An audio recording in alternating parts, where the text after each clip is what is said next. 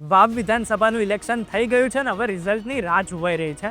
ઉત્સાહ અને માહોલ સાથે થયેલા વોટિંગ પછી ભાજપના સ્વરૂપજી, કોંગ્રેસના ગુલાબસિંહ અને અપક્ષ માવજી પટેલ જીતના દાવા કરી રહ્યા છે.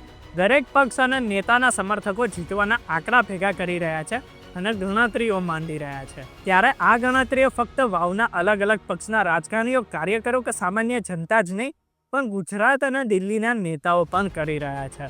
રિઝલ્ટની રાહ એમને પણ છે. વાવના રિઝલ્ટ પરથી કોંગ્રેસના ગેનીબેનથી લઈને પ્રદેશ નેતૃત્વની સાથે સાથે ભાજપના અલ્પેશ ઠાકોર, શંકર ચૌધરીની પરીક્ષા તો થશે જ, પણ સૌથી મોટી કસોટી ભાજપના પ્રદેશ પ્રમુખ સી.આર. પાટીલ અને મુખ્યમંત્રી ભૂપેન્દ્ર પટેલના નેતૃત્વની થશે. સી.આર. પાટીલે અગાઉ લોકસભાની 26 સીટો પર ભાજપના 5 લાખથી પણ વધારે વોટથી જીતાડવાની શેખી મારેલી, પણ હકીકતમાં ભાજપ ખાલી 4 જ સીટ 5 લાખ કરતાં વધારે વોટથી જીતી શકેલી. મોટાભાગની સીટો પર ભાજપની લીડ અગાઉ કરતાં પણ ઘટી ગઈ હતી. એટલું જ નહીં, પણ 10 વર્ષથી ભાજપ ગુજરાતમાં લોકસભાની 26 સીટો જીતતી આવે છે. એની સામે બનાસકાંઠાની સીટ હારી ગઈ. પાટણમાં 32,000 વોટથી માંડ જીતી. આણંદમાં છેલ્લા દિવસોના ખેલને લીધે 89,000 વોટથી જીતી. ત્યારથી એમના નિવેદનો અને વાતના લોકોએ ગંભીરતાથી લેવાનું બંધ કરી દીધું છે. એવામાં ગુજરાતમાં ભાજપ સી.આર. પાટીલના નેતૃત્વમાં છેલ્લું ઇલેક્શન લડી છે, કારણ કે ડિસેમ્બરમાં ભાજપ સંગઠનમાં પરિવર્તન થવાનું નક્કી કહેવાય છે. હવે વાવના લોકો ભાજપને જીતાડીને સી.આર. પાટીલને ફેરવેલ ગિફ્ટ આપે છે કે હરાવીને ગુજરાત ભાજપના નેતૃત્વથી વસમી વિદાય આપે છે, એ રિઝલ્ટ પર જ આધારિત છે. રિઝલ્ટ જે પણ આવે, ભાજપમાં નેતૃત્વ પરિવર્તન નક્કી જ છે, તો ગુજરાતની રાજનીતિમાં ભૂકંપ કઈ રીતે આવશે? તો જો વાવમાં ભાજપ જીતી ગઈ તો સ્વાભાવિક છે કે અલ્પેશ ઠાકોર મંત્રી બનવા માટે દાવેદારી મજબૂત કરે. શંકર ચૌધરી પણ મોટું પદ માગી શકે. ભાજપ ડિસેમ્બરમાં જે નવા મંત્રીઓ બનાવવા માંગતી હોય એમના વગર કોઈ વિરોધ કે વિવાદે મંત્રી બનાવી શકશે, જેમાં અર્જુન મોઢવાડિયા હોય, જયેશ રાદડિયા હોય કે સીજે ચાવડા હોય. સાથે જ આ રિઝલ્ટના આધાર પર ભાજપના પ્રદેશ પ્રમુખથી લઈને નવું સંગઠન અને મંત્રીમંડળ નક્કી થઈ શકે છે. આ બધું જ વાવના રિઝલ્ટ પર કેમ આધાર રાખે છે? તો વાવના ત્રિપાંખીય જંગમાં કંઈ પણ રિઝલ્ટ આવી શકે છે. જો વોટનું મેનેજમેન્ટ કોંગ્રેસ અને માવજી પટેલ કરવામાં સફળ રહ્યા હશે તો ભાજપ આ ઇલેક્શન હારી શકે છે. એટલે સુધી કે બંનેની ફોર્મ્યુલા ચાલી ગઈ હશે તો ભાજપ ત્રીજા નંબરે પણ ફેંકાઈ શકે છે. ભાજપનું ત્રીજા નંબરે રહેવું કે પછી 2 વોટથી પણ હારવું, અંતે તો હાર જ કહેવાશે. અને એ રિઝલ્ટ ભાજપના નેતાઓ માટે ઢાંકણીમાં પાણી લઈને ડૂબી મરવા જેવું રહેશે.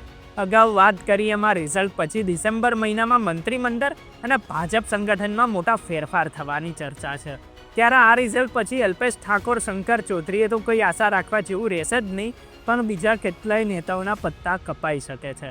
એક નિષ્કર્ષ એ પણ નીકળશે કે ભાજપને ઠાકોર સમાજના લોકો વોટ આપવાના જ નહોતા, તો ઠાકોર સમાજના વ્યક્તિને ટિકિટ કેમ આપી અને કઈ ગણતરીથી ને કોના કેવાથી આપી? બનાસકાંઠામાં કોંગ્રેસના કમિટેડ ઠાકોર સમાજ વોટ આપવા માટે તો એકજૂટ થઈ જ જાય છે. એની સામે ભાજપની વોટ બેંક કહેવાતો ચૌધરી સમાજ ભાજપને વોટ આપવા હવે એકજૂટ નથી થતો. બીજું કે બનાસકાંઠામાં ભાજપના નેતૃત્વમાં આંતરિક ડખા વધારે છે, જેનો સીધો ફાયદો કોંગ્રેસ ઉઠાવે છે. જો વાવમાં કોંગ્રેસ જીતે છે તો સાંસદ બન્યા પછી ગેનીબેન જે રીતે લોકપ્રિય બન્યા છે એમાં હજુ વધારો થાય અને ઉત્તર ગુજરાતનો ઠાકોર સમાજ ગેનીબેનના આહ્વાનથી પૂરેપૂરો કોંગ્રેસ તરફ થઈ ગયો છે એ સાબિત થાય. ઉત્તર ગુજરાતમાં ઠાકોર સમાજની વસ્તી સૌથી વધારે છે. ત્યારે આ હાલત ભાજપ માટે આવનાર સ્થાનિક સ્વરાજ્યના ઇલેક્શન અને વિધાનસભાના ઇલેક્શનમાં અઘરી સાબિત થાય. એટલે ભાજપે ઉત્તર ગુજરાતમાંથી કોઈ ઠાકોર નેતાને પ્રમોટ કરવા પડે, મોટું પદ આપવું પડે. જેમાં અલ્પેશ ઠાકોર તો નિષ્ફળ સાબિત થઈ જ ગયા, એટલે બીજો કોઈ ચહેરો શોધવો પડે જે અત્યારે દેખાતો નથી. હવે વાત કરીએ ચૌધરી સમાજની, તો કેટલાય વર્ષોથી ભાજપને ચૌધરી સમાજના એક ધારા વોટ મળતા. બીજો કોઈ સમાજ વોટ આપે કે ના આપે, પણ ચૌધરી સમાજ ભાજપને ભરપૂર વોટ આપતો. એટલા સુધી કે બનાસકાંઠામાં ભાજપના કાર્યકરોમાં સૌથી વધારે સંખ્યા ચૌધરી સમાજના યુવાનોની જ છે. ત્યારે આ ઇલેક્શનમાં હાર એ વાતની પણ સાબિતી આપે કે હવે ચૌધરી સમાજ પણ ભાજપથી દૂર થતો જાય છે. જેના માટે સીધી જ વાત જાય શંકર ચૌધરી પર, કેમ કે એમના વિરોધમાં ચૌધરી સમાજના જ કેટલાક નેતાઓ છે અને એના લીધે ભાજપને ભોગવવું પડી રહ્યું છે. એમાં માવજી પટેલને સમજાવવા કે મેનેજ કરવા હવે ભાજપ માટે શક્ય નથી રહ્યા.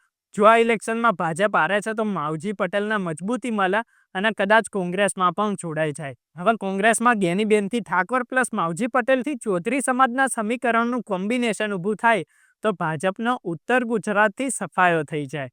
ત્રીજી વાત કે આ ઇલેક્શનમાં હારથી ગુજરાતમાં કોંગ્રેસમાં પ્રાણ ફૂંકાય. ભાજપના વિરોધની વાતને જનતામાં અને મીડિયામાં વધારે મહત્વનું મળવાનું શરૂ થાય. ગુજરાતમાં કોંગ્રેસ મજબૂતીથી લોકોની વચ્ચે જાય તો હજુ સૌરાષ્ટ્રના વિસાવદરમાં પણ વિધાનસભાની સીટ પર ઇલેક્શન પેન્ડિંગ છે અને હારની બીકે ભાજપ ત્યાં ઇલેક્શન નથી કરાવતી.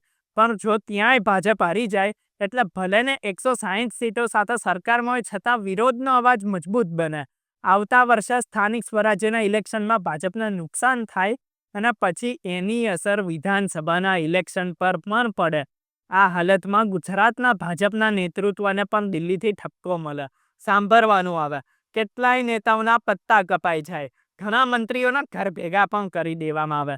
તો છેલ્લા કેટલાય સમયથી ભાજપમાં સૌરાષ્ટ્ર અને દક્ષિણ ગુજરાતના નેતાઓનું વર્ચસ્વ છે, ત્યારે ઉત્તર ગુજરાતને મહત્વ આપવાનું શરૂ થઈ જાય. એટલે એ વાત સ્પષ્ટ અને નક્કી છે કે આ રિઝલ્ટથી ઘણા બધા પરિવર્તન આવી જ જશે.